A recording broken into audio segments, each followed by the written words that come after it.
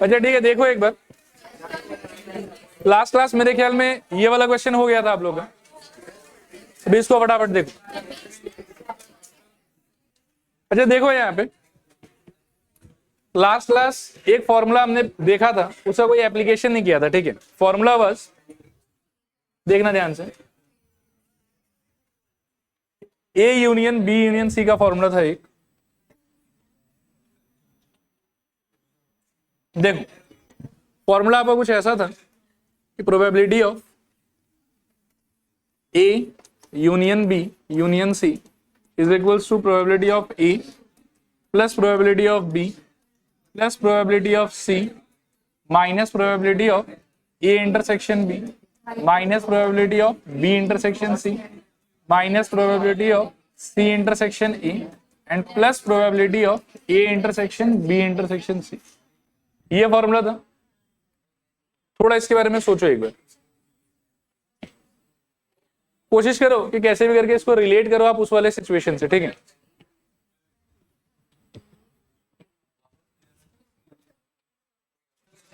सुनो डिस्कशन को स्टार्ट कर रहे हैं, फिर लिखो लेट ए इक्वल्स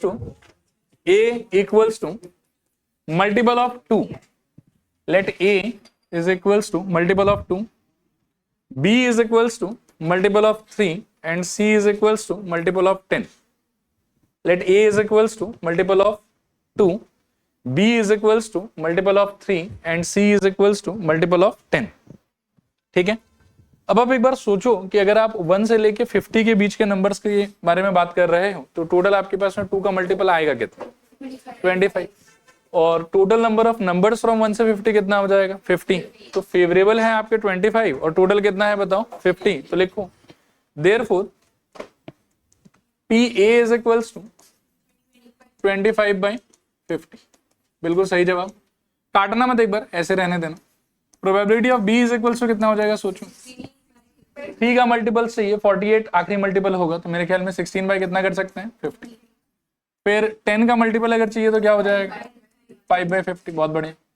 अब एक बार आप सोचो कि ए इंटरसेक्शन बी का मतलब क्या होगा। नहीं पहले मेरे को मीनिंग बताओ ए इंटरसेक्शन बी का। नहीं तीनों में नहीं। ए इंटरसेक्शन बी का मतलब है जो ए में और बी में कॉमन है, तो ए 2 है, बी 3 है और सी क्या है, 10 है। तो ए और बी में अगर कॉमन लेना चाहोगे तो 2 और 3 का आप एलसीएम ले लो, 6 आता है। तो जो भी 6 का मल्टीपल होगा वो आपके लिए ए और बी के बीच में क्या हो जाएगा, कॉमन।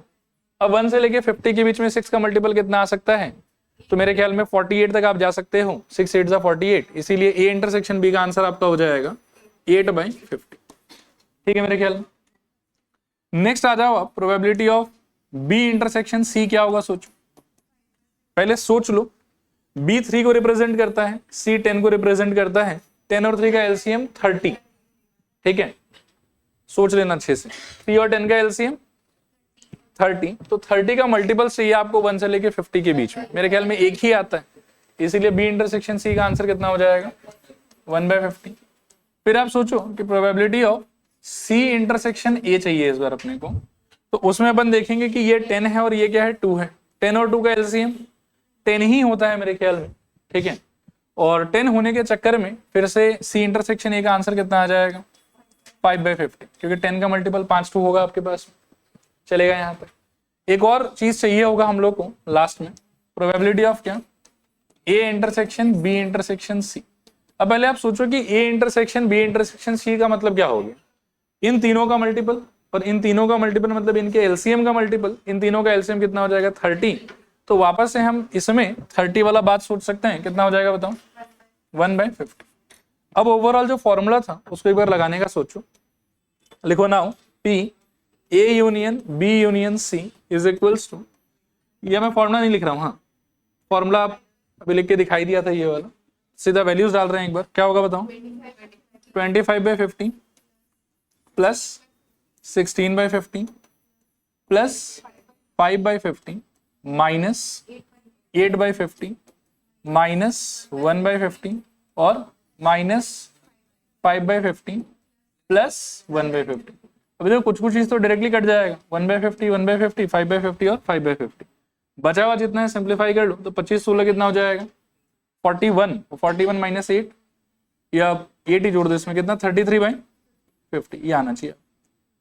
और कैंसिलेशन करने के लिए इसीलिए मना कर रहा था कि एलसीएम एलसीएम फिर लेना पड़ेगा आपको। ठीक है, तो इसके साथ में आप देखो कि जो आपका थर्ड एक्सरसाइज था, शायद थर्ड था या फोर्थ था, ये वाला फोर्थ, ये वाला हो गया रैप्ड अप। अब नेक्स्ट आप हेडिंग लगाओ conditional probability. Conditional probability, conditional probability. देखो इसके पहले तक जो था ना वो बहुत हद तक क्लास 10 से फिर सेट थ्योरी से ये सब वो सब से रिलेटेड था। Conditional probability is totally a new topic. Conditional, फिर उसके बाद में मल्टीप्लिकेशन थ्योरम, फिर उसके बाद में टोटल प्रोबेबिलिटी और फिर उसके बाद में बेस थ्योरम। ये सारा का सारा इंटरकनेक्टेड। सारा आप समझो कि high profile high level conditional probability का ही अलग अलग सिचुएशन। तो कंडीशनल प्रोबेबिलिटी आपको सबसे पहले बहुत अच्छे से समझना है। इसका सारा क्वेश्चन हम आज ही खत्म कर देंगे, फिर नेक्स्ट क्लास मल्टीप्लिकेशन, उसके बाद टोटल एंड बेस। कोशिश करेंगे कि 1-2 क्लास में वो भी निपट जाए। ठीक है, अभी देखना ध्यान से कंडीशनल प्रोबेबिलिटी का क्या मतलब है। इसको समझने के लिए मैंने 2 बेसिक क्वेश्चन लाइनअप किया है। इन दोनों क्वेश्चन का पहले अपन आंसर करने का ट्राई करते हैं, देखते हैं कि उस सिचुएशन में क्या चेंजेस आ रहा है, क्यों हमारा आंसर चेंज होगा 2 क्वेश्चन के ऊपर में, और उस चेंज के थ्रू ही आई थिंक आपको थ्योरी समझ में आ जाएगा। बस थोड़ा कोशिश करना अच्छे से मन लगा के। हाँ, पहला क्वेश्चन देखो, बहुत ही फंडामेंटल क्वेश्चन है, सब लोग एकदम मन लगा के ट्राई करोगे क्या आंसर होना चाहिए इसका। मेरे को बहुत सारा आंसर चाहिए, मेरे को फाइनल आंसर नहीं चाहिए आपसे। मेरे को सबसे पहले चाहिए कि इस सिचुएशन में आपका सैंपल स्पेस क्या होना चाहिए। 1 2 3 4 5 और 6। आया बात समझ। अच्छा, ऐसा क्यों बोल रहे हो? क्योंकि काम आपको बोला गया कि एक डाइस फेंका जाएगा और इसके अलावा एक डाइस फेंका जाएगा, इसके अलावा आपके पास में कोई एक्स्ट्रा इंफॉर्मेशन नहीं। तो एक डाइस के फेंकने से जो जो हो सकता है आप उन सारी चीजों को अपने सैंपल स्पेस में काउंट करोगे, क्योंकि और तो कोई इंफॉर्मेशन है नहीं ना आपके पास। तो ये हो गया आपका सैंपल स्पेस, एक तरीके से हो गया इस सिचुएशन के लिए टोटल पॉसिबल आउटकम, कि ये सारा का सारा हो सकता है। ये बात समझ में आ रहा। नेक्स्ट आप देखो कि आपको प्रोबेबिलिटी चाहिए क्या चीज, इवन नंबर का। तो अब अगर मैं आपसे पूछूं कि इस सिचुएशन के लिए ई का पहले तो डेफिनेशन क्या है, इवन नंबर का आना। ठीक है, ये वाला चीज। अब इवन नंबर का आना उसका डेफिनेशन है, और उसके हिसाब से सैंपल स्पेस में से व्हाट डू यू थिंक कौन कौन आपके फेवर में आ जाएगा? 2 4 और 6। और फिर favourable number of outcome divided by total number of outcome से आप निकाल सकते हैं इसका probability. So probability of E is equals to क्या, 3/6 which is equals to ultimately 1/2। ये प्रोसेस होता है। Now let me put a different question in front of. इसको देखो, सेम है पिछली बार के जैसा, बस कुछ नया है इसके अंदर। आते हैं हम तो एकदम मतलब जैसे मैंने स्टेप बाय स्टेप इसको डेवलप किया ना, मैं वैसे ही इसको भी आपके लिए डेवलप करने का ट्राई करूंगा। अब बस फोकस करके सुनते जाना। ठीक है, कुछ भी ना समझ में आए इमीडिएटली हाथ उठा के रुक के पूछ ले। सबसे पहले वापस से देखो कि पहला इंफॉर्मेशन तो है कि डाइस फेंका। तो डाइस फेंका तो मन में विचार आना चाहिए कि अच्छा ठीक है 1 2 3 4 5 6 ये सारा का सारा आ सकता है। फिर बोलता है कि what is the probability of getting a even number. इसको यदि मैं एक बार के लिए मान लो कि ऐसे ही ए कह लूं, ऐसे ही ए कह लूं एक बार के लिए, तो ए के फेवर में कौन कौन आ जाएगा बताओ? 2 4 6 ये होना चाहिए था। फिर उसके बाद में लेकिन एक बात और इसमें बोल दिया जो पिछले बार नहीं बोला हुआ था। पिछले बार तो बस था कि डाइस फेंका, इवन नंबर का प्रोबेबिलिटी क्या है कि ये चाहिए मेरे को। इस बार लेकिन क्या है कि डाइस फेंका, प्रोबेबिलिटी अभी भी इसी चीज का चाहिए कि इवन नंबर क्या होगा। ठीक है ना, लेकिन एक एक्स्ट्रा इंफॉर्मेशन है मेरे पास में कि it is given that the outcome resulted in a prime number. The outcome resulted in a prime number. पिछले बार ऐसा इंफॉर्मेशन नहीं था। ठीक है, इस बार लेकिन ऐसा इंफॉर्मेशन हमारे पास में है। ऐसा इंफॉर्मेशन होने के चक्कर में मैं क्या चेंज कर सकता हूं इस सिचुएशन में, वो थोड़ा सोचने का आप ट्राई करना। डाइस फेंका, इस इंफॉर्मेशन से मुझे लगा कि ये सारा हो सकता है, लेकिन उसने बाद में बोल दिया कि जो आउटकम था ना वो कोई ना कोई पक्का प्राइम नंबर था। और इस इंफॉर्मेशन के हेल्प से immediately I can discard certain outcomes from here. जैसे 1 डिस्कार्ड कर सकता हूं, 4 डिस्कार्ड कर सकता हूं और 6 डिस्कार्ड कर सकता हूं। सोच के देखो, ठीक है ना। और जो मेरे को ए के हैपनिंग के बारे में सोचना है वो मेरे को ओरिजिनल सैंपल स्पेस में सोचना चाहिए कि नए वाले सैंपल स्पेस में सोचना चाहिए। आप सोचना अच्छे से। पहले आपके पास में इंफॉर्मेशन था, लाइक वापस प्रीवियस क्वेश्चन दिखाता हूं, डाइस फेंक रहे थे आप, डाइस फेंकने पे ये सैंपल स्पेस हो सकता था, आपको इवन नंबर का प्रोबेबिलिटी चाहिए था। तो इस वाले सैंपल स्पेस में आप ढूंढो कि आपके कॉज को, आपके डिजायर को, आपके ड्रीम को कौन कौन फेवर कर रहा है, कौन कौन सपोर्ट कर रहा है। सपोर्टिंग मेंबर्स कौन कौन था? 2 4 6। और अकॉर्डिंगली प्रोबेबिलिटी हो गया supporting member divided by total member. इस वाले क्वेश्चन में क्या होगा कि फिर से पहले तो बोला कि डाइस फेंका, अच्छा बात है, डाइस फेंका तो 1 2 3 4 5 6 आ सकता था। फिर पूछा कि इवन नंबर आने का प्रोबेबिलिटी क्या होगा, तो अगर डाइस फेंका इवन नंबर आने का प्रोबेबिलिटी क्या होगा, इतना सा अगर पूछता फिर तो यही वाला क्वेश्चन था। लेकिन इसमें एडिशनल क्या हुआ कि इवन नंबर का प्रोबेबिलिटी तो पूछा, लेकिन साथ ही साथ डाइस के रिजल्ट के बारे में एक और बात बताया कि जो भी आंसर आ रखा है ना, वो आंसर पक्का पक्का कोई ना कोई प्राइम नंबर है। अब इस एडिशनल इंफॉर्मेशन की वजह से क्या होता है कि सैंपल स्पेस में से कुछ आउटकम्स को हम डिस्कार्ड कर सकते हैं। पहले तो मेरे को पता नहीं ना कि 1 से लेके 6 के बीच में क्या आएगा, लेकिन इस बार मेरे को पता है कि जो भी आएगा वो कोई ना कोई क्या होना चाहिए, प्राइम नंबर होना चाहिए। और इस नए इंफॉर्मेशन की वजह से, इस नए कंडीशन की वजह से मेरा जो ओरिजिनल सैंपल स्पेस है वही चेंज हो जाएगा, और वो चेंज होकर भी क्या हो जाएगा बताओ, 2 3 5। और अब जो इवन नंबर आना है उसको मैं 1 2 3 4 5 6 में से ढूंढूं कि 2 3 5 और 5 में से ढूंढूं, 2 3 5 में से ढूंढना चाहिए। तो जो मेरा सपोर्टिंग एलिमेंट्स है मतलब अपने काम का, उसको मैं ये नहीं मान सकता। अब वो क्या हो जाएगा बताओ, एक तो न्यू सैंपल स्पेस क्या होगा वो सोचो, न्यू एसएस इक्वल्स टू होना चाहिए आपके लिए 2 3 5, और ए का जो इसके अंदर में फेवर होगा वो क्या हो जाएगा 2, और इसके अकॉर्डिंगली इस बार प्रोबेबिलिटी ऑफ ए इस सिचुएशन में क्या होना चाहिए 1/3। आया बात समझ? इस चीज को हम बोलते हैं कंडीशनल प्रोबेबिलिटी, कि आपको पहले एक रैंडम एक्सपेरिमेंट बताएगा, उसके साथ में एक ऐसा कंडीशन बताएगा जो बोलेगा कि ये तो हो रखा है, ठीक है, और इस हो रखा जो कंडीशन है उसके वजह से क्या होगा कि original sample space won't be used, sample space will be changed, ठीक है, और फिर चेंज्ड सैंपल स्पेस के हिसाब से आपको काम वाम करना है। आया बात समझ? तो ये तो था इसका थ्योरेटिकल एक्सप्लेनेशन कि ये क्या होता है, क्यों होता है, कैसे होता है। बाकी हम इसको कैसे देखेंगे उसके बारे में बात करते हैं थोड़ा सा। जो न्यू सैंपल स्पेस आपका आया, you will be surprise to see कि वो कोई और नहीं, अगर मैं इसको जो हो चुका चीज है ना उसको मैं अगर बी बोल दूं तो ये बी का ही फेवरेबल एलिमेंट्स, सोच के देखो बी क्या है वो फेवरेबल एलिमेंट्स। अगर मैं ए का बिना कोई मान लो कि रेस्ट्रिक्शन के सपोर्टिंग एलिमेंट्स को ढूंढूं तो वो क्या था बताओ 2 4 6, ओरिजिनली तो ये होना चाहिए था, लेकिन बाद में जो प्रोबेबिलिटी निकालने में मेरे काम में आया है वो ओरिजिनल ए का सपोर्टिंग मेंबर्स नहीं है। उसको अगर आप ध्यान से देखोगे तो वो क्या है पता है, वो है ए इंटरसेक्शन बी का मेंबर्स। आया बात समझ? और जो रिक्वायर्ड प्रोबेबिलिटी आपको मिला है ना, उस प्रोबेबिलिटी को आप देख सकते हैं कि उसमें ऊपर आया हुआ है probability of A intersection B, और नीचे आया हुआ है प्रोबेबिलिटी ऑफ, ये इसको भी छोड़ो आप ऊपर कह सकते हो कि cardinality of A intersection B, और नीचे आ रखा है कार्डिनलिटी ऑफ बी। सोच के देखो, नीचे आ रखा है कार्डिनलिटी ऑफ बी, बी कौन है, बी वो इवेंट है जो हो चुका है, और ऊपर आ रखा है कि होने वाला क्या था और हो चुका क्या है, उन लोग दोनों के बीच का कॉमन, ठीक है। तो ऊपर आया cardinality of A intersection B, नीचे क्या आया आपका कार्डिनलिटी ऑफ बी, जिसमें ए और बी कौन है आपका, ए है होने वाला इवेंट, बी कौन है बताओ हो चुका इवेंट। आया बात समझ? और ये है फॉर्मूला आपकी probability of A happening after B, ठीक है। अब ये सब बहुत गंदा सा हो गया, इसको थोड़ा साफ सुथरा करते हैं। देखो हाँ,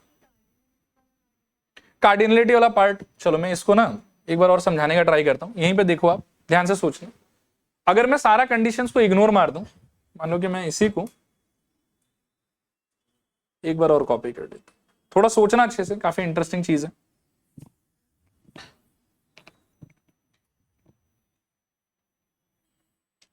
अगर आप सिर्फ इसका सैंपल स्पेस ढूंढते हो ना कि एक डाइस उछाला, तो उसका सैंपल स्पेस क्या होना चाहिए था, फिर से बताओ 1 2 3 4 5 और 6, और कोई कंडीशन अगर मेरे पास में नहीं होता तो मैं ए जिसको मेरे को ऑकर करवाना है उसके फेवरेबल एलिमेंट्स को मैं इसी में ढूंढ रहा होता, ठीक है।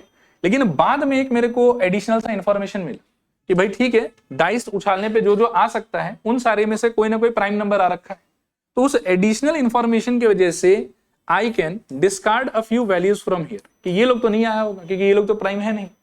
तो आया कौन कौन हो सकता है, 2 हो सकता है, 3 हो सकता है और 5 हो सकता है।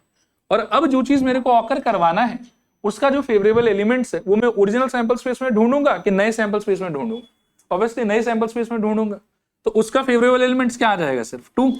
अब इस हिसाब से मैं अगर सोचूं कि अब ठीक है, सारा कंडीशन अप्लाई करने के बाद में total number of favourable element इस सिचुएशन के लिए कितना आया, तो 1, और टोटल नंबर ऑफ एलिमेंट मेरे पास में अवेलेबल कितना था, 3, तो मेरा प्रोबेबिलिटी तो टेक्निकली क्या होना चाहिए 1/3। अब मैं आपको समझाना चाहता हूं कि इस 1/3 को हम जनरलाइज कैसे कर सकते हैं।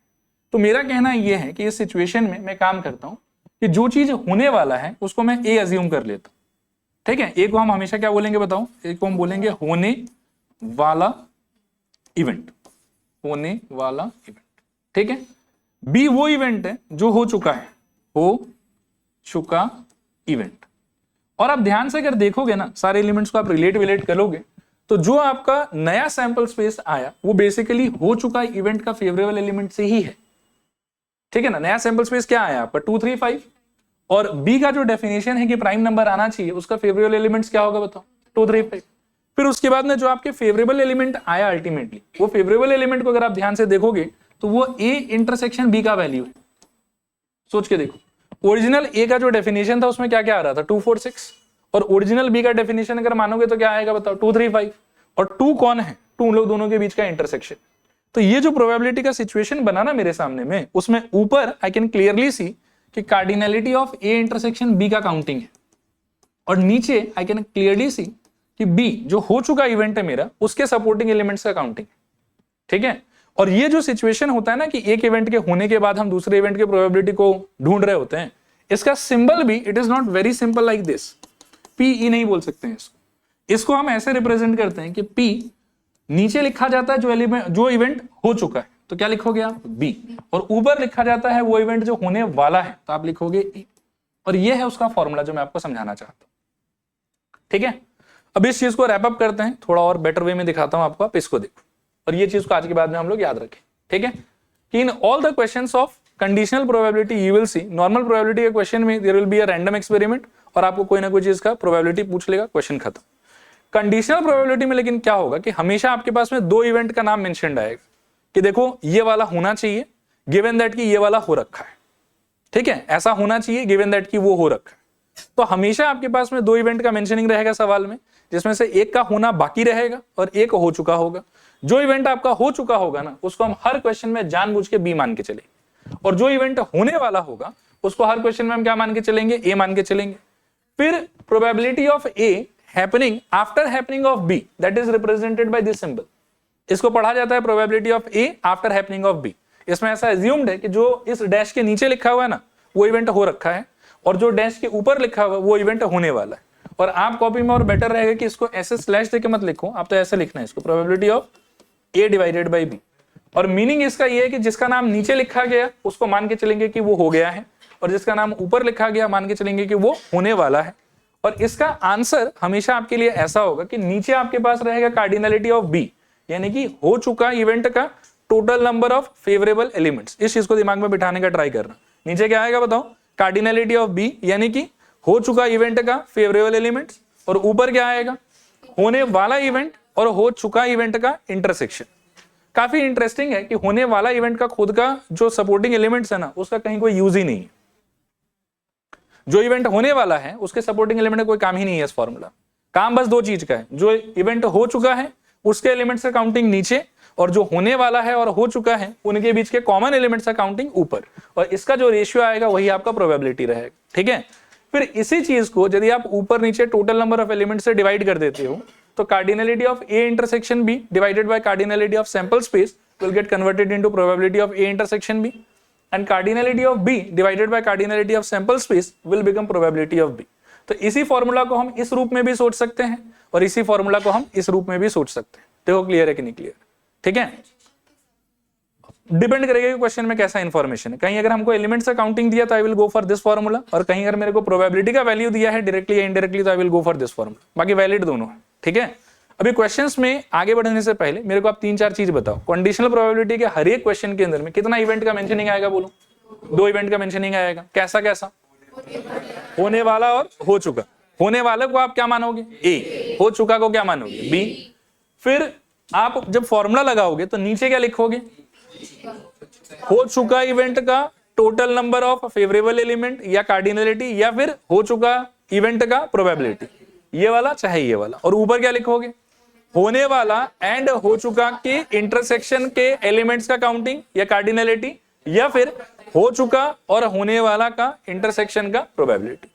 और हम ये यूज करें कि ये यूज करें, दोनों से आंसर तो सेम ही आएगा, लेकिन हम कौन सा यूज करेंगे दैट विल डिपेंड कि क्वेश्चन में कैसा इंफॉर्मेशन मेरे पास प्रोवाइडेड। बढ़ूं आगे। शुरू शुरू में कुछ थियोरेटिकल क्वेश्चंस हैं, इसको तो फटाफट कर लेते हैं। आओ देखो, अच्छा ये क्वेश्चन है, ये थ्योरी है, पढ़ लो एक बार।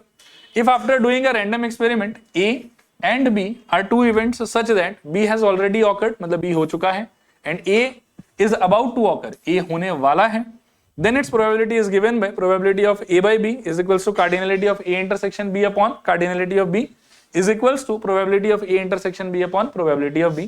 कैसे आया उसका explanation we got it from this question, ठीक है ना। हालांकि वो इंपॉर्टेंट है नहीं, आपको तो बस फॉर्मूला याद रहेगा तो काम आपका हो जाएगा। देखो इसको थोड़ा तेजी में हाथ चलाएंगे। प्रोबेबिलिटी ऑफ ए दिया हुआ है, प्रोबेबिलिटी ऑफ बी दिया हुआ है और बी बाई ए दिया हुआ है, और पहले पूछा है कि probability of A intersection B क्या होगा। कौन से पार्ट पे अटैक करना चाहिए आपको? मेरे ख्याल में थर्ड इंफॉर्मेशन पे। प्रोबेबिलिटी ऑफ बी अपॉन ए का आंसर कितना दिया हुआ बोलू? 0.4। फॉर्मूला से इसको खोलोगे तो क्या निकलेगा बोलो?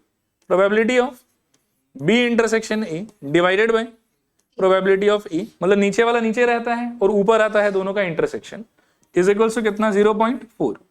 इसमें आप देखो कि प्रोबेबिलिटी ऑफ ए का आंसर मोस्ट प्रोबेबली गिवन है आपको, तो probability of B intersection A upon में कितना बोलूं? 0.8 इज इक्वल्स टू में कितना बोलूं? 0.4। क्रॉस मल्टीप्लाई करो इसको तो आपको यहां से मिल जाएगा probability of I think B intersection A is equals to 0.4 into 0.8 और कुल मिला के ये हो जाएगा 0.32। ये आपका आंसर चलेगा। करो कॉपी करो फटाफट। जिनका हो गया है सेकंड थर्ड पार्ट खुद से सोचो अगर होता है तो। जो देखो आगे बढ़ रहे हैं, फर्स्ट पार्ट हो गया मेरे ख्याल में सबका, सेकंड पार्ट पे बात कर रहे हैं। भी देखो मेरे को बता दो थोड़ा सा, ए बाई बी ढूंढना है आपको। दिस इज इक्वल टू नीचे क्या आ जाएगा बताओ? प्रोबेबिलिटी ऑफ बी, ऊपर क्या आ जाएगा? Probability of A intersection B. I hope दोनों का वैल्यू पता है आपको। ए इंटरसेक्शन बी का कितना आया था? 0.32 और प्रोबेबिलिटी ऑफ बी का आंसर 0.5। तो ये बेसिकली 32/50 हो जाएगा और काटोगे तो 16/25। ये आंसर होना चाहिए। थर्ड पार्ट को अगर देखोगे कि ए यूनियन बी चाहिए आपको, तो probability of A union B is equal to formula से खोल दो P A plus P B minus P of A intersection B. Values बैठाओ, पी ए का answer I think 0.8 plus P B का answer I think 0.5 और minus A intersection B का answer 0.32। कितना आ रहा है बताओ? 0.98। ठीक है चलो कैलकुलेशन देख लेना, 0.98 चलेगा। सेकेंड क्वेश्चन देखो, करो। देखो next question number 2। P A का वैल्यू 6/11, पी बी का वैल्यू 5/11, ए यूनियन बी का वैल्यू 7/11। फर्स्ट पार्ट में पूछा है कि ए इंटरसेक्शन बी बता दो। ये तो बहुत ही बेसिक क्वेश्चन है। देखो ए इंटरसेक्शन बी के लिए आप ये फॉर्मूला यूज कर सकते हैं कि P of A union B equals to P A plus P B minus P of A intersection B. अभी सॉल्व, यूनियन यहाँ है, यूनियन दिया हुआ आपको 7/11 is equals to I think P A का वैल्यू 6/11 प्लस पी बी का value 5/11 और minus P of A intersection B. इसको यहां ले आओ और इसको वहां ले जाओ, तो मेरे ख्याल में ये तो मिला के 1 ही हो जाएगा राइट, और वो यहां आ जाएगा P of A intersection B. This is equals to 1 minus 7/11 और सॉल्व करने पे शायद 4/11। ये आना चाहिए ए इंटरसेक्शन बी का आंसर। क्लियर चलेगा। अब आप देखो कि सेकंड पार्ट में आपसे पूछा है कि P of A by B, तो फॉर्मूला क्या लगाओगे? A intersection B divided by P of B, और दोनों पार्ट का वैल्यू आपको इंडिविजुअली पता है तो बस सॉल्व कर लो। P of A by B is equals to मेरे ख्याल में P of A intersection B upon में मेरे ख्याल में पी ऑफ बी। वैल्यूज बिठाओगे तो ए इंटरसेक्शन बी का आंसर 4/11 और बी का आंसर 5/11। 11 गॉन 4/5, ये आपका आंसर। थर्ड पार्ट को करोगे तो probability of B by A is equals to नीचे पी ऑफ ए, ऊपर P of B intersection A. I hope दोनों है हम लोग के पास में। 4/11 अपॉन 6/11, 11 गॉन 4/6, थोड़ा और कटेगा शायद तो 2/3। अच्छा अगला क्वेश्चन देखो एक बार। पढ़ो इसको।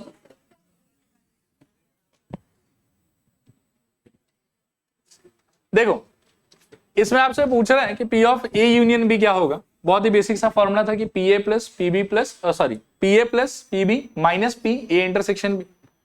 कुछ बताया हुआ है आप यहां पर और यहां पर, इन सारे से आपका ट्रायल होना चाहिए कि भाई वो सब वैल्यूज निकल जाए, पी ए निकल जाए, पीबी निकल जाए और पी ऑफ ए इंटरसेक्शन भी निकल जाए।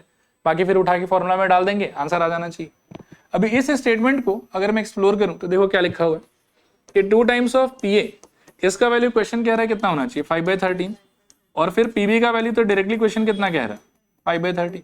ठीक है, पहले इसको एक्सप्लोर कर लेते हैं। तो पी ए कितना आ जाएगा यहाँ से, मेरे ख्याल में 5/26, पीबी उतना ही रहेगा आपका। इसको एक्सप्लोर करोगे तो P of A divided by B कितना बताया हुआ 2/5। आगे बात को समझना, फॉर्मूला से क्या हो जाएगा बताओ, ऊपर P of A intersection B और नीचे P of B equal to कितना 2/5। अब अगर पीबी का वैल्यू डाल देते हो तो क्या हो जाएगा सोचो, P of A intersection B upon में कितना, वैल्यू के हिसाब से 5/13 is equals to 2/5। This implies P of A intersection B is equals to क्या 2/5 इंटू 5/13, 5 गॉन अल्टीमेटली 2/30। चलेगा यहां तक, सोच लो। देखो इसके आगे बस फॉर्मूला लगाना है हम लोग को, P of A union B is equals to, सारा वैल्यू है ही, पी ए कितना था 5/26 प्लस 5/13 माइनस 2/13, और अल्टीमेटली एलसीएम शायद 26 ऊपर 5 प्लस 10 माइनस 4, मेरे ख्याल में 11/26 ये है सब। अगला क्वेश्चन देखो, सेम ही पैटर्न का है, इसमें भी पी ए पीबी और पी ए इंटरसेक्शन भी तीनों दे दिया है पूछते समय, लेकिन थोड़ा कहीं कहीं पे बदमाशी किया हुआ है, तो थोड़ा ध्यान से करेंगे इसको। ठीक है, आओ देखो first part I think very easy. देखो यहाँ पे फर्स्ट पार्ट में आपको P of A upon B चाहिए, राइट। तो फॉर्मूला आपका क्या है बताओ, नीचे आ जाएगा पीबी, ऊपर क्या आ जाएगा बोलो P of A intersection B. Value डालोगे तो ए इंटरसेक्शन बी का वैल्यू 1/4 और पीबी का वैल्यू मेरे ख्याल में कितना 1/3, और सॉल्व करने पे कितना हो जाएगा 3/4। डन, चलेगा। बढ़ो आगे, सेकेंड पार्ट देखो। सेकेंड पार्ट में इसको थोड़ा आराम आराम से करेंगे, ए डैश बाई बी। अब एक बार ना पेन छोड़ के बोर्ड पे पूरा मैनिपुलेशन अच्छे से देखो पहले, क्या होना चाहिए बताओ। बेसिक फॉर्मूला से जाओ, कोई दिक्कत नहीं है। मेरे ख्याल में probability of A dash intersection B upon में बी, ऐसा कुछ होना चाहिए। फिर आप लास्ट क्लास अगर याद करोगे तो मैंने ऐसा फॉर्मूला पढ़ाया था आपको कि प्रोबेबिलिटी ऑफ कभी भी बी इंटरसेक्शन ए डैश या ए डैश इंटरसेक्शन बी, दोनों का मतलब एक ही है। अगर ऐसा चाहिए तो इसका वैल्यू क्या होता है P of B minus P of A intersection B, ये वाला बात याद होगा। तो इनका वैल्यू मेरे पास डायरेक्टली नहीं है अवेलेबल, लेकिन इसको मैं उस वाले फॉर्मूले से टैकल कर सकता हूं। क्या आ जाएगा सोचो, यहां आ जाएगा मेरे ख्याल में P of B minus P of A intersection B. अब चाहो तो वैल्यू बिठा दो और यहां से भी, लेकिन आप अगर इंटेलिजेंट हो तो एक स्टेप आप बिना वैल्यू बिठाए आगे बढ़ोगे। कैसे देखो, बांट दो इसको, तो एक फ्रैक्शन में पीबी बाई पीबी 1 हो जाएगा आपके लिए, और दूसरे फ्रैक्शन में P of A intersection B by PB रहेगा, तो उसको सॉल्व कर लेंगे। ठीक है, तो जब बांटोगे तो ऐसा कुछ आएगा, देखो पीबी बाई पीबी और minus P of A intersection B by PB. इसमें मेरे को लगता है कि ये तो पूरा कट के 1 डायरेक्टली, और आपका आंसर देखो क्या हो जाएगा, this is equals to 1 minus, इसमें वैल्यू बिठा लो तो A intersection B is 1/4 and PB according to them is 1/3। So this is equals to 1 minus फिर से 3/4 और सॉल्व करने पे आई थिंक 1/4, ये आपका आंसर होना चाहिए। ठीक है, चलो थर्ड पार्ट देखते हैं। थर्ड पार्ट पे आप चाहो तो 2-3 स्टार लगा दो और थोड़ा अच्छे से देखो एक बार क्या होगा। पी ऑफ आपको चाहिए ए डैश बाई बी डैश, आप लिखना मत, मुझे हेल्प करो। क्या फॉर्मूला लगना चाहिए बताओ, नीचे क्या आना चाहिए पी ऑफ, वेरी गुड, ऊपर ए डैश इंटरसेक्शन बी डैश। कोई कंफ्यूजन? लेकिन समस्या यह है कि इसका वैल्यू नहीं है मेरे पास, आया बात समझ। लेकिन क्या इससे लड़ना, इससे जूझना आता है हम लोग, आता है मेरे ख्याल में, क्या हो जाएगा बताओ, ये directly 1 minus P of A union B में कन्वर्ट हो जाएगा, और नीचे आपके पास में है P of B dash. P of B dash का क्या कर सकते हो, पी भी अगर 1/3 है तो बी डैश कितना हो जाएगा 2/3, डायरेक्टली ही डाल देता हूं, चलेगा। इसके आगे ए यूनियन बी का फॉर्मूला खोल सकते हो, तो 1 माइनस, मैं फॉर्मूला नहीं लिख रहा हूं, सीधा वैल्यू बैठा रहा हूं, तो I think half plus 1/3 and minus 1/4 divided by कितना 2/3। अब सॉल्व करो इनको, this is equals to 1 minus, इन सारे में एलसीएम कितना हो जाएगा 12 कैसे है ऊपर, फिर 6 प्लस 4 और माइनस 3 डिवाइडेड बाई मेरे ख्याल में 2/3। आगे बढ़ोगे तो 1 माइनस 10 7 7/12 अपॉन में 2/3, और सिंप्लीफाई करोगे तो शायद 5/12 और इनटू में 3/2 कर लो, तो 1 और 4, तो मेरे ख्याल में फाइनल आंसर 5/8 ऐसा कुछ आना चाहिए। इसके साथ में सारा थियोरेटिकल क्वेश्चन खत्म आपका। अब 2 मिनट के लिए पेन छोड़ के ना एक बार फिर से थ्योरी रिकॉल कर लेते हैं, फिर हम वर्ड प्रॉब्लम्स पे चलेंगे। टॉपिक क्या पढ़ा रहे हैं हम लोग बताओ, नॉर्मल प्रोबेबिलिटी से इसमें अलग क्या होगा कि रैंडम एक्सपेरिमेंट के साथ में कंडीशन लगाया हुआ आएगा, ठीक है। और कंडीशन लगाया हुआ आएगा मतलब आपको हमेशा 2 इवेंट का मेंशनिंग रहेगा, जिसमें से एक होने वाला होगा और एक हो चुका होगा। जो हो चुका है वही आपका कंडीशन। आप क्वेश्चंस में कैसे सोचोगे उसके लिए भी मैंने एक स्लाइड प्रिपेयर किया आपके लिए। आप इसी पैटर्न में क्वेश्चंस को सोचना एंड आप बेस्ट वे में सबसे छोटा सोल्यूशन खुद ही डिजाइन कर पाओगे उसके लिए, ठीक है। तो देखो फॉर वर्ड प्रॉब्लम्स क्या करना है आपको, फर्स्ट स्टेप होगा आपका क्या, आइडेंटिफाई ई दैट इज होने वाला event and B that is हो चुका इवेंट। पहले ये ढूंढना है आपको। नेक्स्ट आपको ढूंढना है कि find the elements of B और probability of B whatever is given in the question. B कौन है वो सोचो एक बार फिर से, हो चुका, उसके एलिमेंट्स को पहले ढूंढना है, आया बात समझ। और अगर उसका प्रोबेबिलिटी दिया तो उसके प्रोबेबिलिटी को पहले ढूंढना। एक बार ये जब ढूंढना हो जाए आपके, तो नेक्स्ट स्टेप में आपको ढूंढना है कि find the elements of A intersection B और probability of A intersection B whatever is available in the question. आप देखना ध्यान से कि मैं कहीं पर भी ए पे फोकस नहीं कर रहा हूं कि ए के फेवर में कितना एलिमेंट होगा या ए का प्रोबेबिलिटी कितना होगा। क्यों? क्योंकि फॉर्मूला में ए का कोई काम ही नहीं है, काम 2 ही चीज का है, बी का और ए इंटरसेक्शन बी का। तो पहले ढूंढना है कि होने वाला क्या है, हो चुका क्या है। जो हो चुका है उसका सपोर्टिंग एलिमेंट्स ढूंढो अगर दिया हुआ है तो, और नहीं तो उसका प्रोबेबिलिटी ढूंढो अगर दिया हुआ है तो। इन दोनों में से कोई एक चीज तो पक्का दिया हुआ रहेगा ही आपको, ठीक है। उसके बाद में आपको ढूंढना है ए इंटरसेक्शन बी का सपोर्टिंग एलिमेंट्स या फिर ए इंटरसेक्शन बी का probability whatever is given in the question.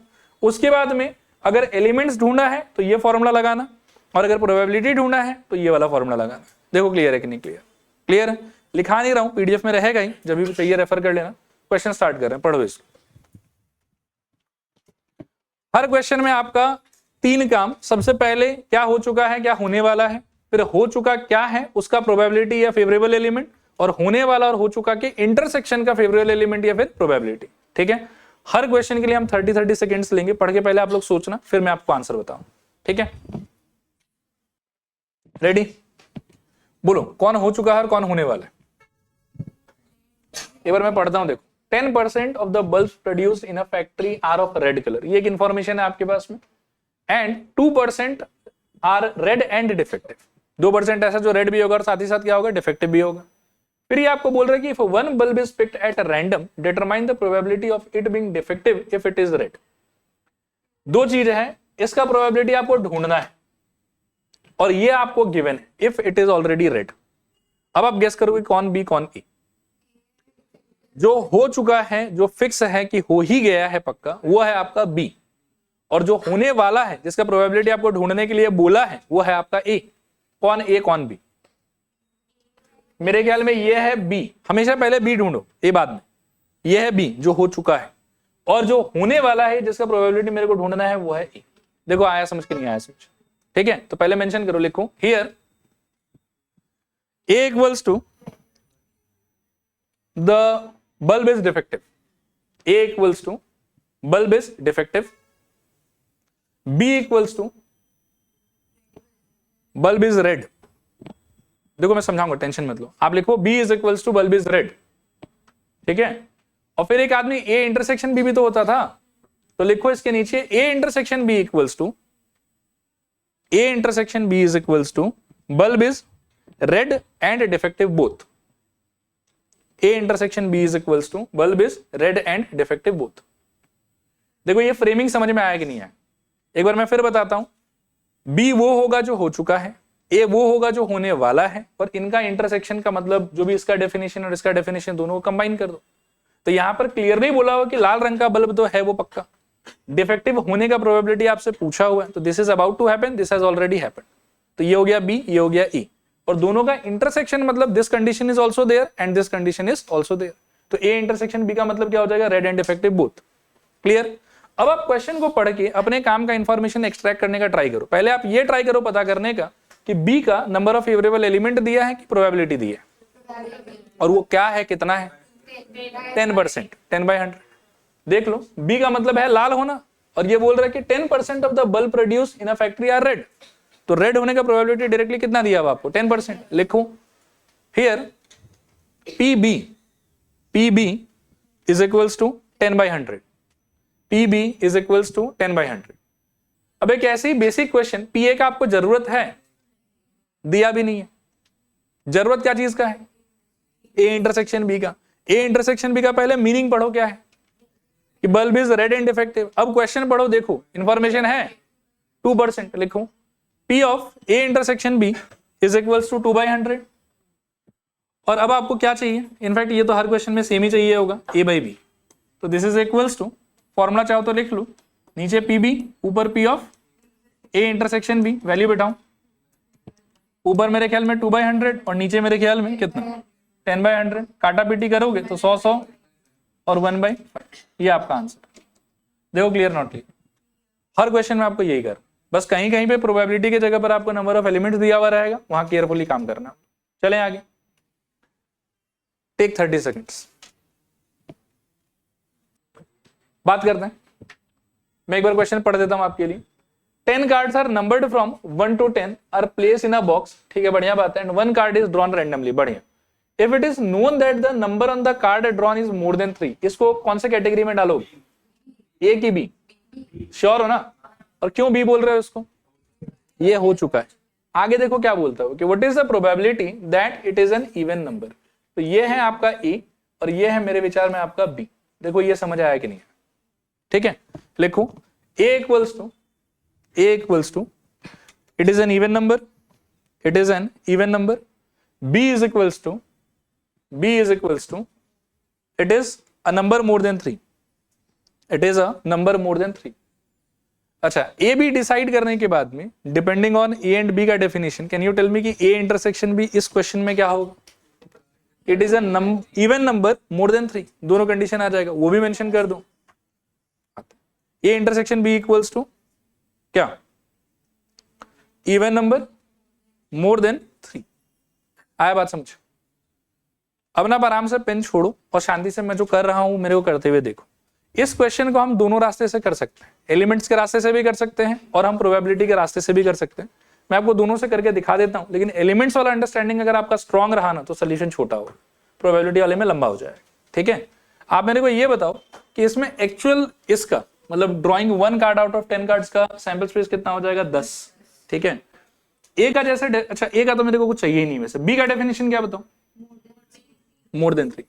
तो B के फेवर में अगर मैं एलिमेंट्स देखूं तो क्या क्या आएगा बताओ? 4, 5, 6, 7, 8, 9, 10। ठीक है ना? और इसको देख के B का प्रोबेबिलिटी अगर मैं इमेजिन करूं तो वो कितना हो जाएगा? मेरे ख्याल में 7/10, क्योंकि टोटल ऑप्शन 10 था, फेवरेबल ऑप्शन 7 हो गया। लिखना मत एक बार। हाँ, फिर आपको A चाहिए कि A इंटरसेक्शन B चाहिए, वो सोचो। A इंटरसेक्शन B चाहिए तो नेक्स्ट अटैक आप उस पर करो कि पहले चलो पहले एलिमेंट निकालते हैं, A इंटरसेक्शन B। A का डेफिनेशन इवन नंबर, B का डेफिनेशन नंबर मोर देन 3। तो मैं बोलूंगा कि जब भी आपको A इंटरसेक्शन B चाहिए और B का लिस्ट अगर आपके पास में अवेलेबल है तो माथा पीछे करो ही मत, B में ही ढूंढो कि कौन कौन A को भी फेवर कर रहा है। तो वो बोलता है कि A में क्या चाहिए उसको? A में चाहिए उसको इवन नंबर। आप देखो कि ये वाले लिस्ट में इवन नंबर कौन कौन है? 1, 2, 3 और 4। इसका आंसर क्या हो जाएगा?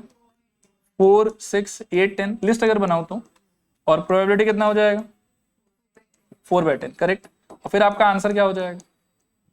Probability of A/B is equals to, बोलो, ऊपर इंटरसेक्शन 4/10 और नीचे 7/10। 10 10 कट गया, क्या बचेगा 4/7। लेकिन मैं कहता हूं कि ये फालतू सोल्यूशन। मैं आ रहा हूं बेटा, आप थोड़ा सुनिए अच्छे से। प्रोबेबिलिटी के रास्ते यदि आप जाएंगे तो आपका फॉर्मूला होगा probability of A by B is equals to probability of A intersection B divided by probability of B. तो यह है probability of A intersection B और यह है प्रोबेबिलिटी ऑफ बी। अगर आप प्रोबेबिलिटी ढूंढने जाओगे तो दोनों को आपको सैंपल स्पेस से ही डिवाइड करना पड़ेगा। हाँ, सैंपल स्पेस से। तो सैंपल स्पेस आपका 10 है यहाँ पर, लेकिन मैं कहना चाहता हूं कि ये घटिया तरीका है सॉल्व करने। आप रिकॉल करो कि आपके पास तो दो फॉर्मूला है ना, एक प्रोबेबिलिटी वाला भी है और एक कार्डिनलिटी वाला भी है। तो मैं कहता हूं कि जहां जहां कार्डिनलिटी से क्वेश्चन सॉल्व हो सकता है वहां वहां आप कार्डिनलिटी पे ही रहो। अब देखो कि इस क्वेश्चन को हम और कैसे कर सकते हैं। एक तो ये दिखा दिया आपको, अभी दूसरा सोल्यूशन में दिखाना चाहूंगा आपको। देखो कि पीबी में क्यों निकालूं जबरदस्ती का, और ए इंटरसेक्शन बी का भी पी क्यों निकालूं मैं जबरदस्ती का। बी दिख रहा है मेरे को, यही है। यहां से एन बी का आंसर कितना होगा 7 और एन ए इंटरसेक्शन बी का आंसर कितना होगा 4। तो मैं सीधा ही क्यों ना बोल दूं कि probability of A by B is equals to technically what N B, और ऊपर क्या आएगा बताओ N of A intersection B. दोनों का आंसर बिठा दो 4/7, सेम आंसर। आंसर पे फर्क थोड़ी पड़ता है, ऐसे करोगे तो भी वही आएगा और वैसे करोगे तो भी वही आएगा। और ये वाला जो रास्ता है कार्डिनलिटी वाला वो फार फार फार इजियर है और छोटा है। क्लियर। तो लिखाते समय मैं यही वाला लिखा देता हूं आपको, कार्डिनलिटी वाला लिखो। ए इक्वल्स टू डेफिनेशन आपने क्या लिखा था बताओ, even number. B equals to number more than 3, तो नीचे लिखो देयरफॉर बी इक्वल्स टू ये वाला मेंशन कर दो 4, 5, 6, 7, 8, 9, 10। ठीक है। और उसके नीचे A intersection B equals to इसके लिए भी मैं एक बात बता देता हूं, आप वो गलत अप्रोच मत लेना कि ए निकाला बी निकाला फिर दोनों में चेक किया कि कॉमन क्या है। नहीं है, सबसे सिंपलेस्ट आसान तरीका ये कि बी अच्छे से निकाल लो और बी में जो आया है ना उसी में ढूंढो कि कौन कौन ए को भी सेटिस्फाई कर रहा है, और वही आपका ये इंटरसेक्शन बी हो जाएगा।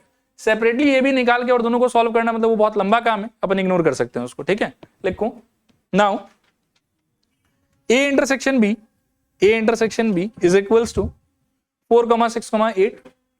नीचे लिखो hence probability of A by B is equals to cardinality of A intersection B upon cardinality of B is equals to 4/7। ठीक है। और इनकेस लंबा वाला करने का मन हो तो आप ये वाला देख सकते हो, इसको फॉलो कर सकते हो। ठीक है, चलो अगला क्वेश्चन देखो।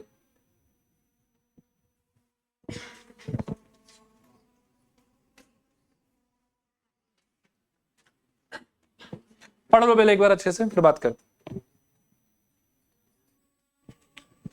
देखना ध्यान से, इसमें क्या बोल रहा है। ई का एक डिस्क्रिप्शन दिया है तीनों पार्ट में और एफ का एक डिस्क्रिप्शन दिया है तीनों पार्ट में, और हर सिचुएशन में आपसे बोला गया है कि probability of E by F निकालो।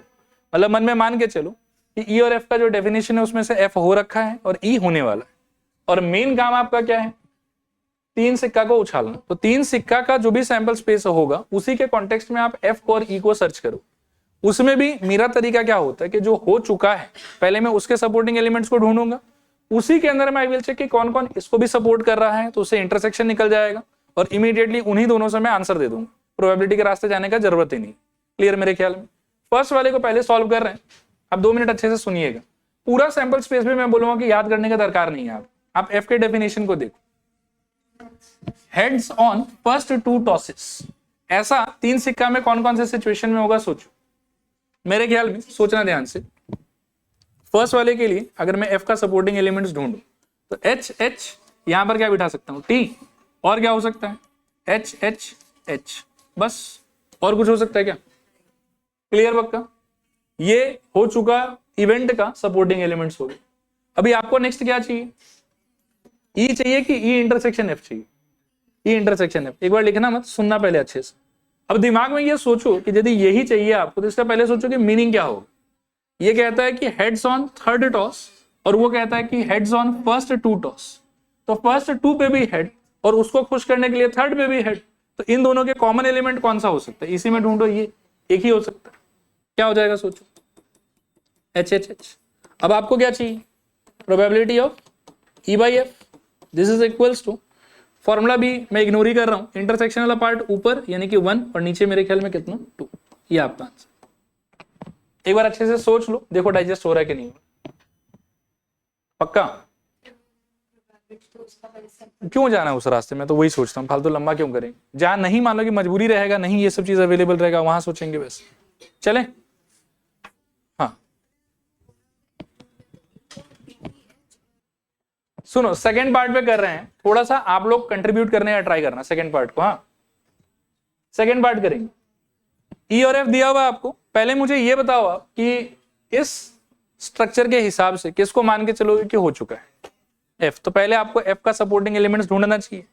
एफ क्या बोल रहा है बताओ, एट मोस्ट टू हेड। कौन से सिचुएशन में, जब आप 3 सिक्का उछालोगे उस सिचुएशन। एट मोस्ट का मतलब ज्यादा से ज्यादा कि कम से कम, एट लीस्ट का मतलब कम से कम, एट मोस्ट का मतलब ज्यादा से ज्यादा। तो ज्यादा से ज्यादा 2 हेड ले सकते हो, उससे कम क्या क्या ले सकते हो, 1 ले सकते हो और 0 ले सकते हो। अब सोचो कि एफ के फेवर में कौन कौन होगा, ऐसे डिजाइन करने का ट्राई करो। मैं आता हूं, एफ इक्वल्स टू, पहले मैं 2 हेड वाला सिचुएशंस बनाता हूं। हाँ तो एच एच टी और बोलूं, एच टी एच और बोलूं, 2 हेड वाला खत्म। अब मेरे को 3 वाले की तरफ जाना चाहिए कि 1 वाले की तरफ, 1 वाले की तरफ, क्योंकि एटमोस्ट 2 हेड बोल रखा है। 1 वाला क्या क्या हो सकता है बताओ, H T T, T H T और बोलूं H, sorry T T H, T T H. ठीक है, 2 वाला हो गया, 1 वाला हो गया, और क्या बचा है 0 वाला। तो क्या आ जाएगा बताओ, टी टी टी। ये हो गया आपके एफ का फेवर का एलिमेंट्स। आया बात समझ। अब आपको नेक्स्ट ई चाहिए कि ई इंटरसेक्शन एफ चाहिए, ई इंटरसेक्शन एफ। और ई इंटरसेक्शन एफ के लिए आप एकदम ध्यान से सोचना, इसका डेफिनेशन देखो, इसका डेफिनेशन देखो, ठीक है, और कॉमन सोचने का ट्राई करो। ये बोल रहा है कि कम से कम 2 हेड होना चाहिए, मतलब ये बोल रहा है कि 2 हेड हो तो भी चलेगा, 3 हेड हो तो भी चलेगा। और ये बोल रहा है कि ज्यादा से ज्यादा 2 होना चाहिए, मतलब 2 हो तो चलेगा, 1 हो तो चलेगा, 0 हो तो चलेगा। इनमें कॉमन कौन सा सिचुएशन आएगा, 2 हेड वाला। फिर से एक बार बोलता हूं, ध्यान से सोचना। ये क्या बोलता है बताओ कि कम से कम 2, कम से कम 2 मतलब 2 होगा तो चलेगा, 3 होगा तो भी चलेगा। और ये क्या बोलता है, ज्यादा से ज्यादा 2, मतलब 0 वाला, 1 वाला और 2 वाला। तो दोनों में कॉमन कौन सा सिचुएशन हो सकता है, सिर्फ 2 वाला ही कॉमन होगा। तो ई इंटरसेक्शन एफ में आप ऊपर की लिस्ट में देख लो कि 2 वाला कौन कौन है, ये वाला, ये वाला और ये वाला। तो इंटरसेक्शन में यही लोग आएगा, एच एच टी और बोलू एच टी एच और बोलू टी एच एच। और आपका आंसर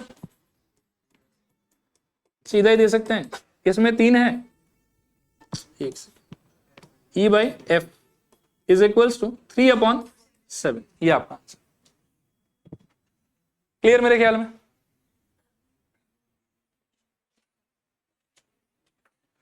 ये अगर समझ में आ गया तो इंडिपेंडेंटली थर्ड वाला ट्राई करो।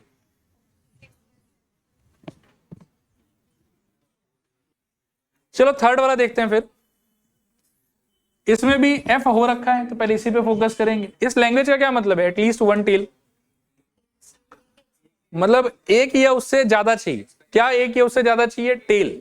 तो 1 टेल वाला लेंगे, 2 टेल वाला लेंगे और 3 टेल वाला लेंगे। तो क्या क्या आ सकता है बताओ तुम एफ में, बोलो 1 टेल ना, तो ठीक है, H H T, H T H और टी एच एच।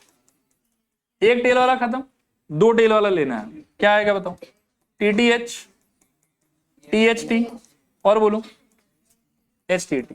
2 टेल वाला खत्म, 3 टेल वाला, इसमें तो 7 आ गया। अब नेक्स्ट आपको सोचना है कि ई इंटरसेक्शन एफ का मीनिंग क्या होगा, पहले वो बताओ। ये बोलता है कि एटमोस्ट 2 और ये बोलता है कि एटलीस्ट 1। सोचना ध्यान से, ये कहता है एटलीस्ट 1 ना, तो 1 वाला, 2 वाला और 3 वाला चाहिए इसको। और ये बोलता है कि एटमोस्ट 2 मतलब 0 वाला, 1 वाला और 2 वाला। अब सोचो कि इन दोनों में कॉमन कौन सा है, 1 वाला भी है और 2 वाला भी है। तो अब देख लो कि 1 वाला और 2 वाला कौन सा केसेस है।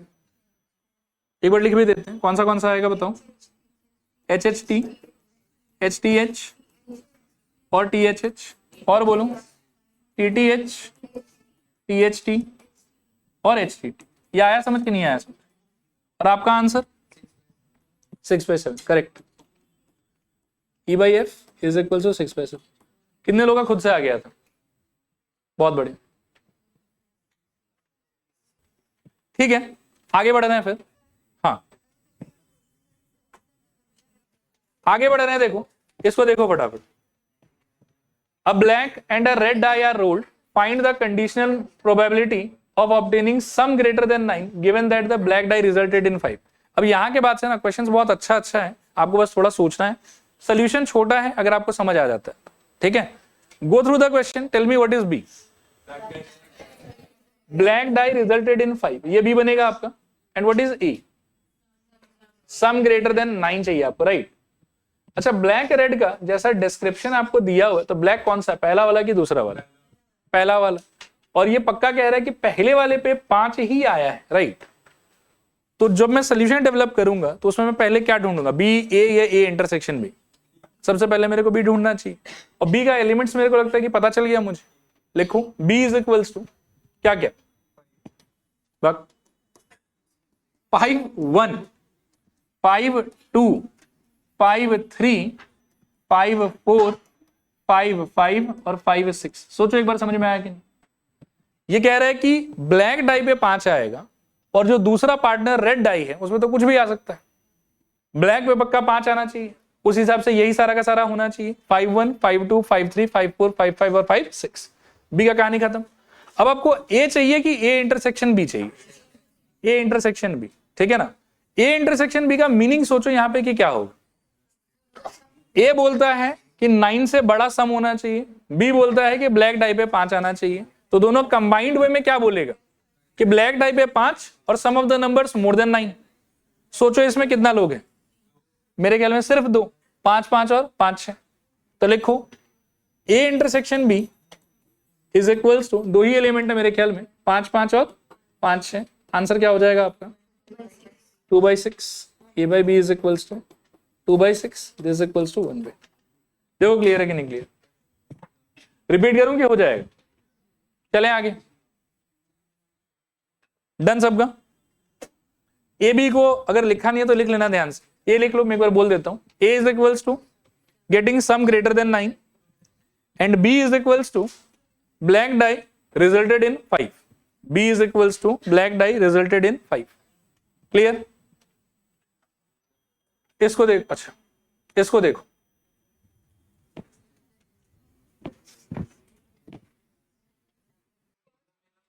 सुनो, हड़बड़ाना नहीं है, ठीक है ना। क्या हो चुका है आपके हिसाब से और क्या होने वाला है?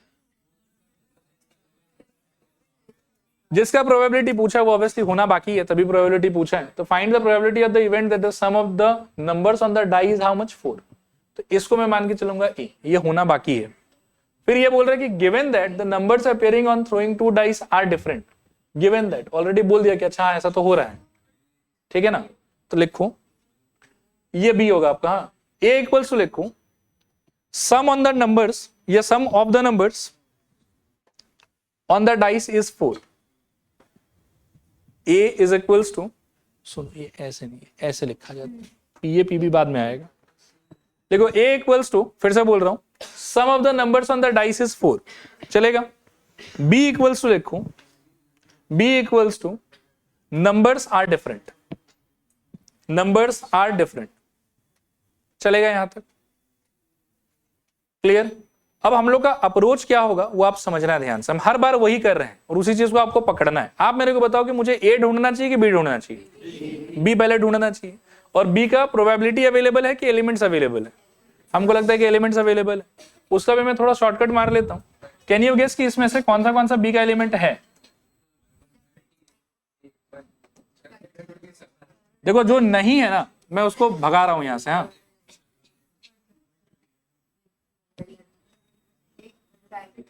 जो नहीं है मैं उसको गायब कर रहा हूं।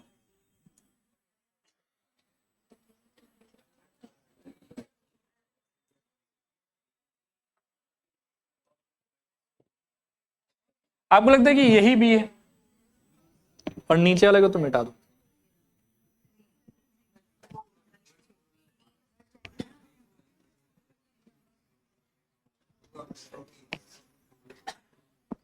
देखो क्लियर है कि नहीं? ये क्या है बताओ? ये है आपका बी। सोचो, leaving all the doublets aside, ठीक है, बाकी सारा जो पेयर है वो डिफरेंट डिफरेंट है। तो ये हो गया आपका बी। क्लियर? आपको अब क्या चाहिए वो फिर से मेरे को समझाओ आप। ए चाहिए, ए इंटरसेक्शन बी चाहिए। बी तो मिल गया मेरे को। अब नेक्स्ट मेरे को चाहिए कि ए इंटरसेक्शन बी का डेफिनेशन क्या होना चाहिए वो सोचो आप। ए कहता है कि सम ऑफ द नंबर्स 4 होना चाहिए, बी कहता है कि नंबर्स डिफरेंट होना चाहिए, दोनों एक साथ क्या कहेगा कि नंबर्स भी डिफरेंट हो और सम भी 4 हो जाए। आया बात समझ? इसको आपको अलग से ढूंढना चाहिए कि बी में ही मिल जाएगा। अब बी में ढूंढो कि 4 कौन कौन दे रहा है आप, मेरे ख्याल में 1,3 और 3,1, ये लोग 4 दे रहा है आप, राइट। तो ए इंटरसेक्शन बी का एलिमेंट्स क्या हो जाएगा यहाँ पे, A intersection B equals to, नहीं आप प्रोबेबिलिटी पे मत जाओ, एलिमेंट से ढूंढ रहे हैं बस, है ना। तो cardinality of A intersection B, ये एक काम करो, रुक,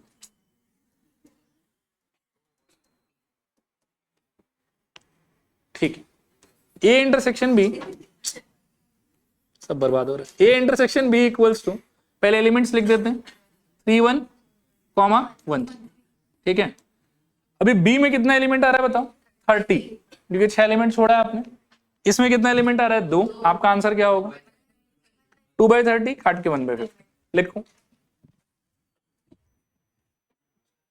बोलूं रिपीट करना है कोई पार्ट की हो जाएगा, लिखो b इज इक्वल्स टू, चाहो तो ये लिस्ट लिख लो, नहीं तो फिर घर पे याद नहीं रहेगा। b इक्वल्स टू दिस, याद रहेगा, ठीक। नीचे लिखो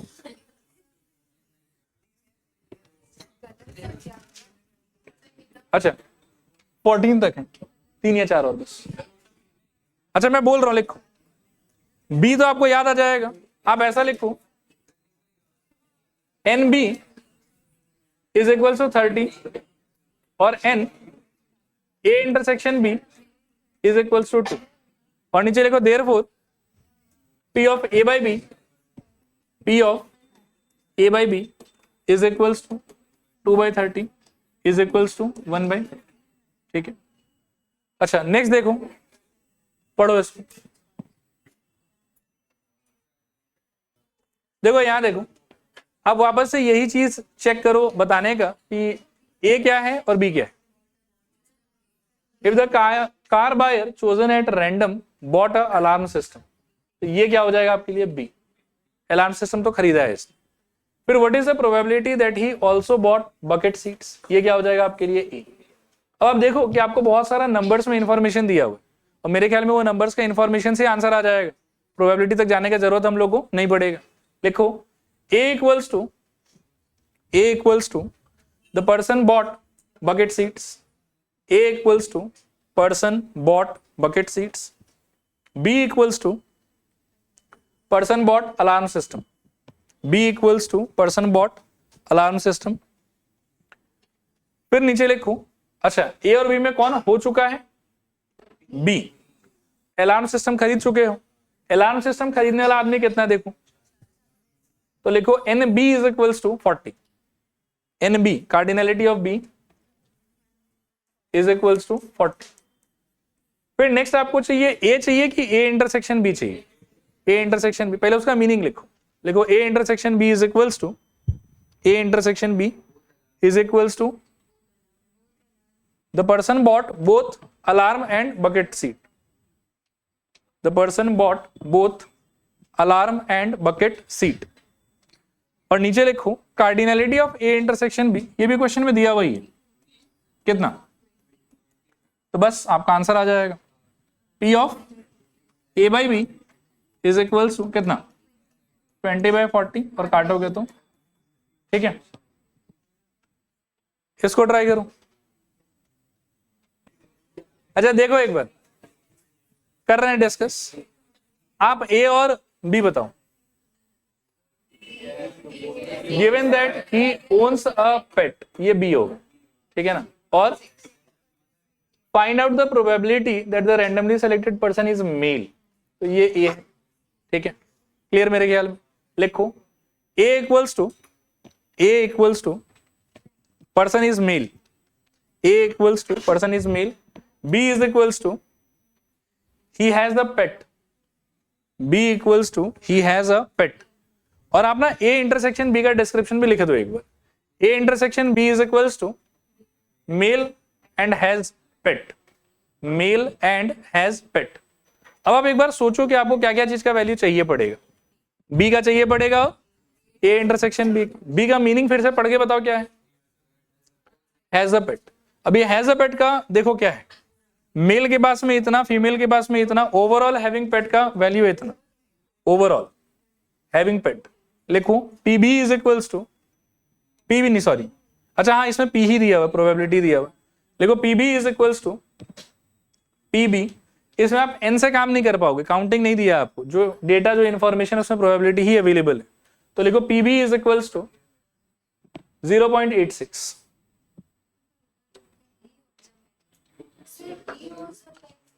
नहीं नहीं नहीं, फिर आप लोग उसको कंफ्यूज कर रहे हो, थोड़ा ध्यान से सुनो मैं जो कह रहा हूं, इसीलिए मैं कह रहा हूं कि थोड़ा फोकस भी करना होगा आप लोग। बी का मतलब है पेट ओन करने वाला सारा आदमी, ए का मतलब है मेल आदमी, और ए इंटरसेक्शन बी का मतलब है कि मेल जिसके पास पेट होगा। मैं एक बार फिर रिपीट करूंगा, बी का डिस्क्रिप्शन बताओ क्या है, करो सब लोग ट्राई करो। बी का मतलब क्या है, कौन सा पेट, उसमें मेल फीमेल का क्या बात, पेट होना चाहिए उसके पास, तो पेट होना चाहिए, तो उसका टोटल प्रोबेबिलिटी कितना दिया 0.86। फिर ए का मतलब है कि मेल होना चाहिए, लेकिन हमको ए का प्रोबेबिलिटी में इंटरेस्ट ही नहीं, हमको इंटरेस्ट है ए इंटरसेक्शन बी के प्रोबेबिलिटी में।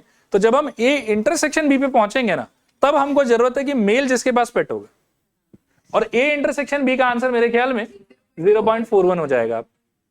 आया बात समझ, and hence probability of A upon B का आंसर 0.41 डिवाइडेड बाय 0.86। लिखो फिर से बोल देता हूं, PB is equals to, PB is equals to 0.86, P of A intersection B is equals to 0.41। So probability of A by B is equals to मेरे ख्याल में 0.41 अपॉन 0.86, तो 41/86, ये आपका आंसर। अगला क्वेश्चन देखो,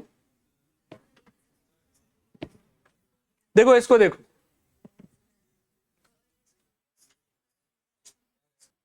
what do you think is A and what is B here?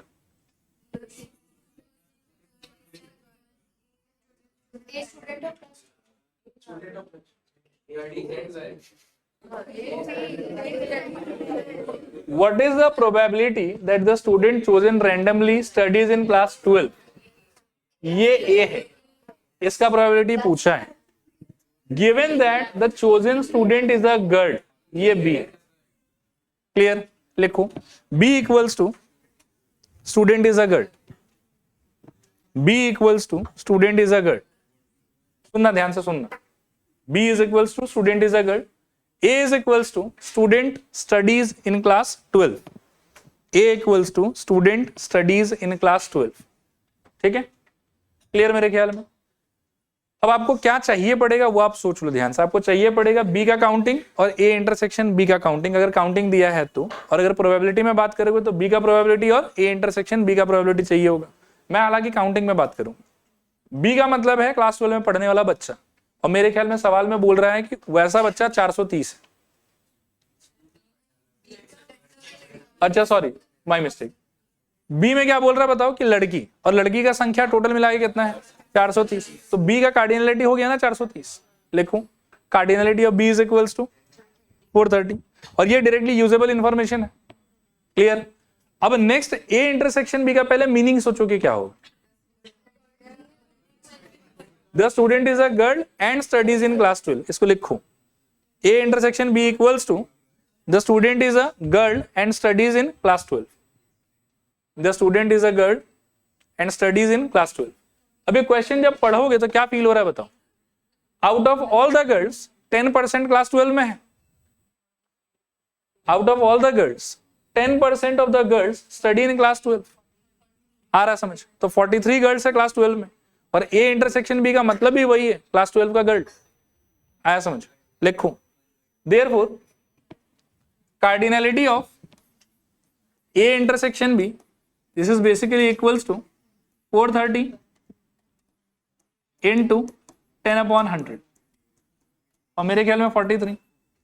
नीचे लिखो hence P of A by B is equals to 43/430, and solve करने पे 1/2।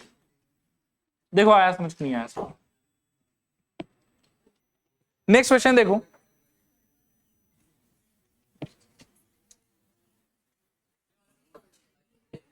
कर रहे हैं बात एक बार, ए और बी का आइडेंटिफिकेशन बताओ।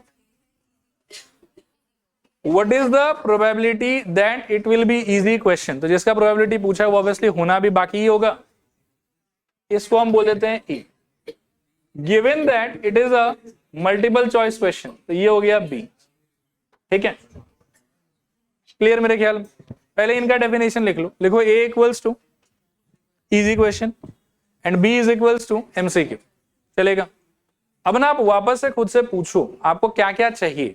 आपको बी चाहिए काउंटिंग चाहे प्रोबेबिलिटी, ए इंटरसेक्शन बी चाहिए काउंटिंग चाहे प्रोबेबिलिटी। मेरे ख्याल में सबका काउंटिंग ढंग से अवेलेबल है, तो प्रोबेबिलिटी के रास्ते में जाऊंगा ही नहीं। आ रहा बात समझ? ए का टोटल काउंटिंग चाहिए, बी का चाहिए कि किसका चाहिए? ए का नहीं चाहिए, बी का चाहिए और ए इंटरसेक्शन बी का चाहिए। बी बोलता है कि एमसीक्यू होना चाहिए। एमसीक्यू काउंट करो कितना है आपके पास, देखते हैं। देखो 300 इजी ट्रू फॉल्स और 200 difficult true false, 500 easy MCQ and 400 difficult MCQ. तो टोटल एमसीक्यू कितना है? 900। लिखो N B is equals to 900। ठीक है, फिर से क्लियर रखना कि देखो आपको एन ए नहीं चाहिए, आपको ए इंटरसेक्शन बी चाहिए। What do you think is the definition of A intersection be here? Easy भी होना चाहिए और एमसीक्यू भी होना चाहिए। पहले ये बात लिखा दो, A intersection B is equals to easy MCQ. लिखा दिया क्या पहले? नहीं, लिख लो A intersection B equals to easy MCQ और फिर नीचे लिखो therefore cardinality of A intersection B, cardinality of A intersection B is equals to कितना? 500 and finally probability is equals to 500 by 900 और सॉल्व करेंगे तो कितना? 5/9। लास्ट क्वेश्चन ये वाले टॉपिक का,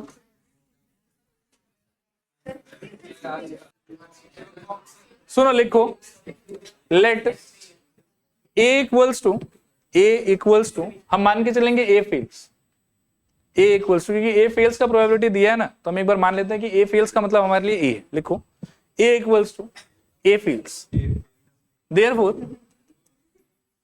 P A is equals to हमको दिया हुआ है 0.2। ध्यान से सुनते जाना, आगे लिखो let B is equals to B fails.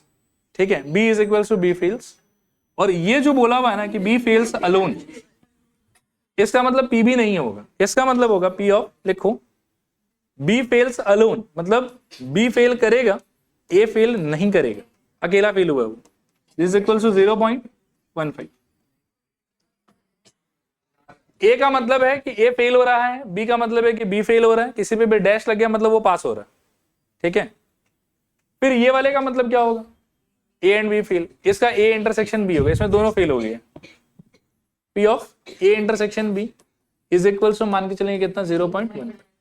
तो ये तो गिवन इंफॉर्मेशन है। ठीक है, पहले हमको पूछा है कि A fails B has failed, तो फर्स्ट पार्ट में I think they are asking us P of A by B क्या होगा, राइट?